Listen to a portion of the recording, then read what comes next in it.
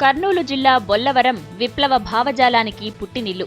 3000 జనాభా ఉన్న ఈ గ్రామం 30 ఏళ్లుగా విప్లవ బాటలో నడుస్తూ ప్రత్యేకతను చాటుకుంటోంది. స్వాతంత్ర్యం వచ్చిన తొలినాళ్లలోనే మద్య నిషేధాన్ని అమలు చేసిన బొల్లవరం గ్రామస్తులు 4 దశాబ్దాలుగా ఎన్నికలను బహిష్కరిస్తూ వస్తున్నారు. 3 దశాబ్దాలుగా స్వాతంత్ర్య గణతంత్ర దినోత్సవాలకు కూడా దూరంగా ఉంటున్నారు.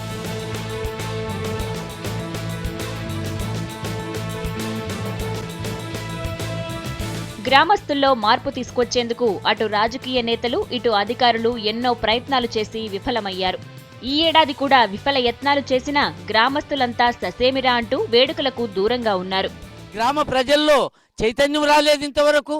గ్రామ ప్రజల్లో ఇప్పటికీ తినడానికి తిండి లేకుండా, కట్టుకోవడానికి గుడ్డ లేకుండా, ఆడపిల్ల ఒక్కటి బజార్లో పోవడానికి కూడా లేనటువంటి పరిస్థితి ఉన్నప్పుడు దీన్ని స్వాతంత్రం అని మేము ఎట్లా అంటాం?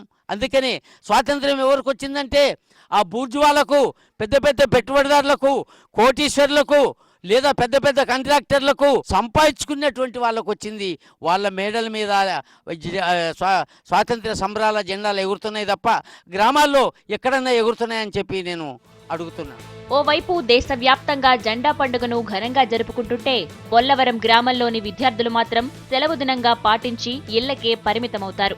జెండా తోరణాలు, మువ్వన్నెల జెండా, విద్యార్థుల కేరింతలతో నిండిపోవలసిన మైదానం ఎవ్వరూ లేక బోసిపోయింది.